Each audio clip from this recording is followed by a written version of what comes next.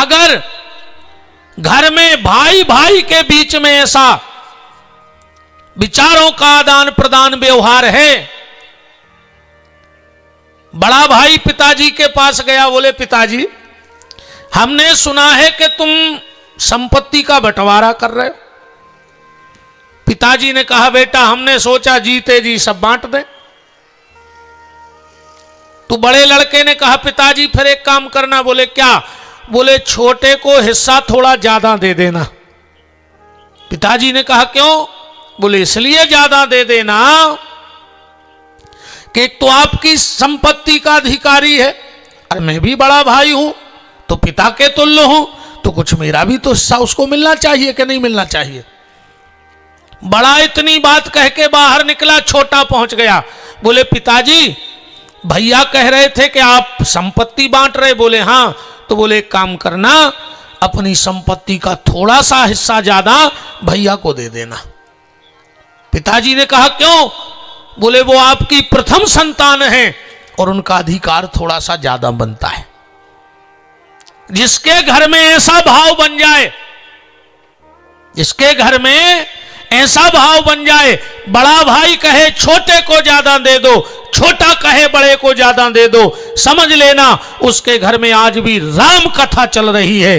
क्योंकि भरत कहते थे अयोध्या राम को मिल जाए और राम कहते थे अयोध्या भरत को मिल जाए। और जिसके घर में ऐसा भाव बन जाए,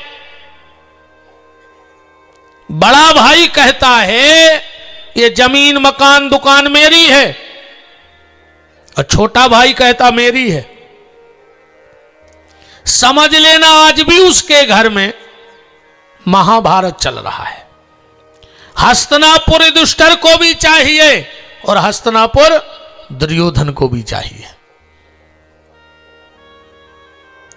वो महाभारत का पुजारी आज भी कलयुग में बना बैठा है।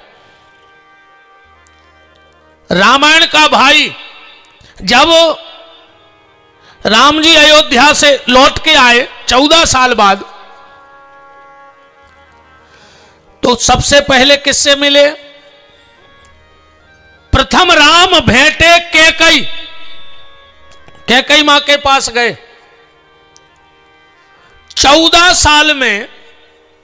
साल में कैकई ने नजर नहीं उठाई है, किसी को देखा नहीं है कैकई ने 14 साल से। क्यों? किसी ने कैकई से कहा कैकई तुम देखती क्यों नहीं? बोले अब क्या देखें, ये आंख की पलक उस दिन उठेगी जिन आंखों ने राम को जाते देखा है, जिस दिन राम आएगा उस दिन ये आंखें देखेंगी, अब किसी को नहीं देखेंगी। कैकई किसी की सुनती नहीं है, अब कोई कुछ भी बोलता रहे। कैकई से पूछा सुनती क्यों नहीं? बोले अब इन कानों में वही शब्द जाएगा, एक शब्द गया था कि राम चले गए, अब दूसरा शब्द ये जाएगा कि राम आ गए, तब तक इन कानों से अब किसी को नहीं सुनना। भगवान राम कैकई के पास गए, प्रणाम किया और कैकई ने नजर उठाकर देखा, बेटा राम आ गए? हाँ मां मैं आ गया। राम तू मुझसे नाराज तो नहीं है? राम पूरी दुनिया मुझे पापनी कहने लगी है कि कैकई पापनी है। राम ने कहा मां वो मेरा सबसे बड़ा दुश्मन होगा जो मेरी मां को पापिन कहेगा, उससे बड़ा बैरी मेरा दुनिया में दूसरा कोई हो नहीं सकता। कैकई ने कहा नहीं राम मैं पापिन हूं, मैं हूं पापिन। राम ने कहा तू पापिन नहीं है। कैकई ने कहा बेटा तू इतने विश्वास से कह रहा है कि कैकई पापिन नहीं है, इसका क्या प्रमाण है तेरे पास? और राम का जवाब सुनना महाराज जी। वो जवाब दिया राम जी ने, कहा सुनो मां मैं एक बात पे अड़ा हूं कि मां मेरी पापिन नहीं है। बोले राम कौन सी बात है? मैं पापिन हूं। राम ने कहा मां, अगर तू पापिन है तो तेरी कोख में भरत जैसा संत कहां से आ गया? जिसने भरत जैसे संत को जन्म दिया हो वो मां पापिन नहीं हो सकती। वो दुनिया की सबसे बड़ी पुण्यात्मा मां है। नारी जने तो भक्त जन के दाता के सूर, अब वरना नारी बांझ रहे मति गमावे नूर। भरत जैसे संत को जन्म देना किसी साधारण के मां के बस की बात थी? राम, तू मुझसे नाराज नहीं है? नहीं मां। तो कैकेयी ने हाथ जोड़ के कहा राघव, अगर तू मुझसे नाराज नहीं है तो क्या मैं तुझसे एक वरदान मांग सकती हूं? पूरी अयोध्या को सन्न कर दिया कैकेयी के एक शब्द ने। सब घबरा गए। ऐसा ना हो कि कैकेयी फिर कह दे कि 14 साल को चले जाओ, और राम चले भी जाएंगे, ये सब जानते हैं अयोध्या वाले। तो जैसे ही कैकेयी ने कहा कि राम, क्या मैं तुझसे एक वरदान मांग सकती हूं? भरत ने कहा राजमाता कैकेयी। राम ने कहा भरत, हाथ नीचे कर। मैं 14 साल के लिए अयोध्या छोड़ के क्या गया? तूने मेरे कुल की मान मर्यादा सब मिटा डाली। भरत जी चरणों में गिर पड़े, बोले गुरुदेव, मैंने ऐसी क्या गलती कर दी? क्या गलती कर दी मैंने ऐसी? भैया राम कह रहे कि मैंने मान मर्यादा मिटा दी। भैया मैंने क्या मिटाया? राम ने कहा भरत, रघुवंश का नियम है कि जब दो बड़े बात कर रहे हो तो छोटों को बीच में बोलने की इजाजत नहीं है। जब मैं और मेरी मां बात कर रहे थे तो तू बीच में क्यों बोला? राम ने कहा मां मांगो, क्या चाहती हो मुझसे? कैकेयी ने राम के पास जाके आराम से कहा राम बेटा, अगर तू मुझसे नाराज नहीं है तो इस भरत से मुझे एक बार मां कहलवा दे बस। 14 साल हो गए, कान तरस गए हैं। इस भरत ने कभी मुझसे मां नहीं कहा। ये जब भी कहता है तो कहता है आओ राजमाता कैकेयी। राम ऐसा लगता है जैसे किसी ने गरम सरिया हृदय में डाल दिया हो। एक बार ये भरत मुझसे मां कह दे। राम जी भरत के पास गए, बोले भरत, मैंने कभी किसी से कुछ नहीं मांगा, क्या मैं तुझसे कुछ मांग सकता हूं? भरत ने कहा भैया ये रोम रोम भरत आपका है, बोलो क्या चाहिए? राम ने कहा भरत फिर भी सोच लेना, मैं जो मांगूंगा मिलेगा। भरत ने कहा तो सुनो प्रभु, आप जो कहोगे मैं दूंगा, पर मैं इस राजमाता कैकेयी को मां नहीं कहूंगा।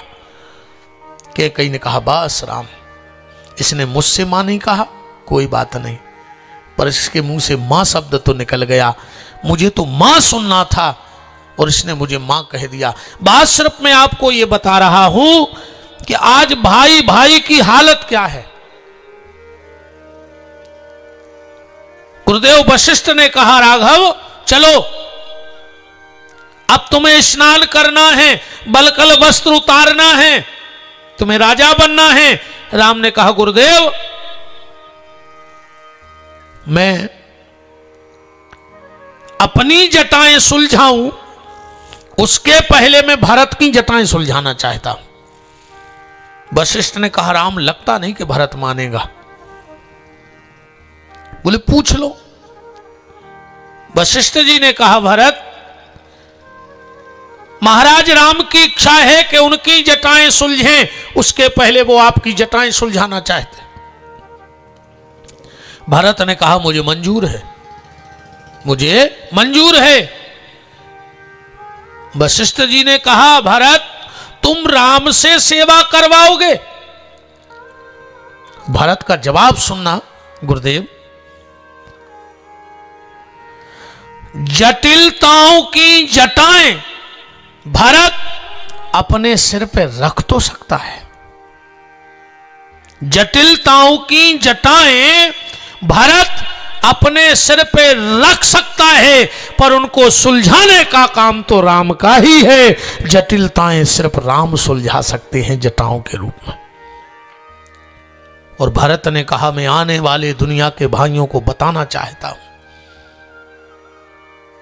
जटाएं बालों को केस भी कहते हैं, केस भी कहा जाता है। बोले, मैं ये मैसेज देना चाहता हूं, ये संदेश देना चाहता हूं कि जीवन में कभी अपने भाई को केस में उलझाना मत, जितना हो सके तो उसके केस सुलझा देना। राम कथा का भाई भाई के केस सुलझा रहा है, और आज का भाई सगे भाई को केस में उलझा रहा है। बोलो, उलझा रहा है कि नहीं उलझा रहा है? आधे से ज्यादा कोर्ट में अगर कोई केस लगे हैं तो सगे भाइयों के लगे हैं, जबकि भाई को केस से सुलझाए ना कि उलझाए।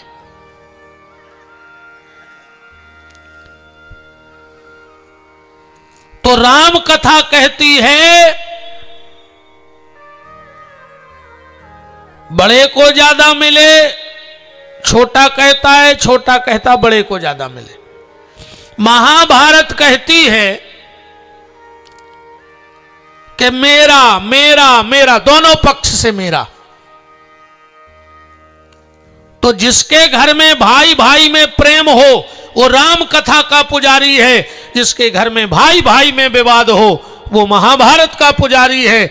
और जिसके घर में ये भाव आ जाए कि ना कुछ तेरा ना कुछ मेरा, जो कुछ है सो परमात्मा का है, समझ लेना आज भी वो भागवत का पुजारी है।